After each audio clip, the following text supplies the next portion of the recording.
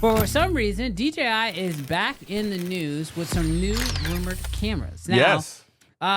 We talked a little while ago about DJI's potential entrance into the mirrorless market, right? I'm ignoring them. And so, Terrell, I need you to lock in. Lock in. DJI have been talking, like, there's rumors that DJI was going to enter into the mirrorless market, but now some new rumors are starting to sort of pop up, showing that they might also be trying to get into the 360 market.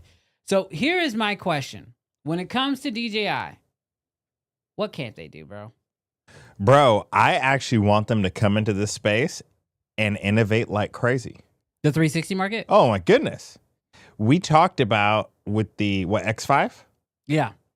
on how 360 cameras are incredible, so awesome, blah, blah, blah. But the biggest issue is the post, Workflow. the workflow after. Yeah, 100%. Bro, if DJI can come into this space and murder this, let's go. Yeah, I think it'd be very interesting. Now, there are some leaked images that have come out for this new camera. I will say, if it's up to me personally, do I want them to enter 360 or do we want them to jump into mirrorless? I think I'm a little more excited to see what they would do in the mirrorless space. And I think that would be very disruptive because currently, when it comes to 360 cameras, really you have Insta360 and kind of GoPro, I guess. But It's been a little while for GoPro. Yeah, but like realistically, you just have that like Insta360, right? Yeah. And I think that while yes, it'd be cool to bring some competition to the 360 market, 360 is 360. Yeah. You know what I mean? Like I'm not seeing massive changes unless you can perfect the workflow. That's the only real issue. I've never really seen like an issue with the image quality out of a 360 camera. I also think that's going to be an integration. Not only have your own app, but also have deep integration into your major NLEs.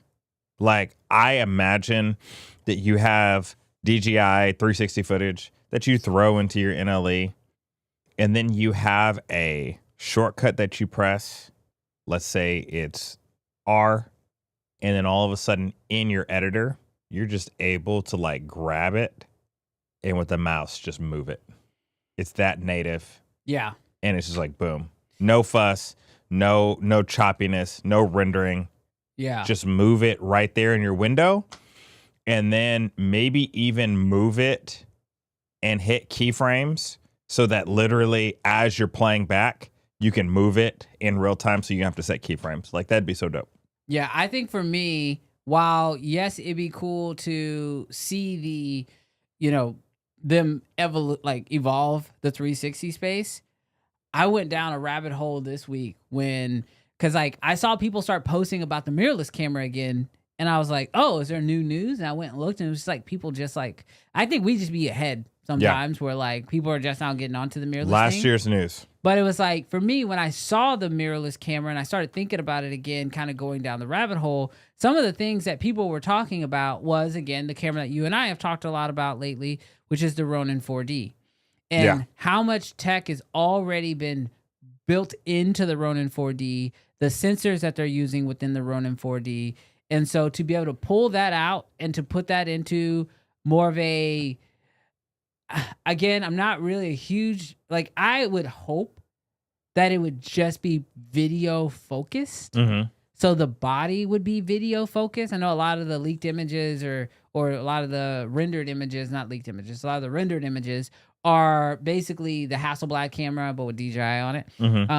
But what I would love to see is DJI, just the same way they did with the Ronin 4D, think outside the box when it comes to the design and build a camera that is video focused. I think they could do something really interesting in that space. Even if you just took the existing tech that's already in the Ronin 4D and just brought that over into, like, lose the gimbal, obviously, but like between their image stabilization, maybe direct integration with their LiDAR system. Like these are things that like I feel like only DJI could do. Possibly, this would be a huge endeavor. But if somehow it like inside the camera, it had wireless transmission built in, because we've already seen how small they were able to get their wireless transmission. If that worked with their monitor natively, like they have the ecosystem already built. They just need a more stationary camera to plug into it, other than just the Ronin 4D. I think they have a really solid shot. Brandon, question for you. Yeah. Because I was actually thinking about this. I personally feel like I slept on the 4D.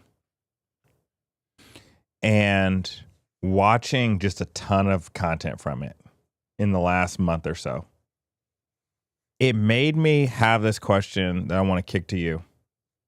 Do they need to make a mirrorless camera? Because with the Ronin 4D, obviously, it doesn't have to be gimbaled the entire time. You can lock off the axes and you can run it just like a normal camera. Now, obviously, it doesn't look like a normal camera, but I just wonder, do you lose some of the magic if they take their 8K sensor and they throw it in a body, but it somehow does less than the 4D? What do you think? Do you feel like it's even necessary at this point for them to make a deal that does less than the 4D does? I think they do for a few reasons. One, price point, you can get it down. Okay. Two, the Ronin 4D, for the same reason that we talked about, like you had mentioned, people don't buy weird cameras. The Ronin 4D is a weird camera. It's large, it's heavy, it's tough to like you're not gonna just walk into the zoo with a Ronin 4D. You're not just going to, go out and capture stuff with the Ronin 4D. The Houston Aquarium. You might, but here's the thing. We're talking again kind of about the same issue we talked about with Sony, which is like you're appealing to such a small part of the market. If they go more the mirrorless side, they can, like everybody who runs around with Sonys, Canons, Lumixes, Nikons, those people then become potential like everyday people. That makes sense. Can pick it up. Yeah. And because so many people already trust the DJI brand, they trust the drones, whether that's the Osmo or, the actual Mavic system drones, like the different gimbals that are already out there. Like almost everybody notoriously shoots on a DJI gimbal. Not everybody, but a lot of people do. I think that it'd be cool to see something again in that smaller form factor. I am still a huge proponent today that I believe that the future of video cinema is less.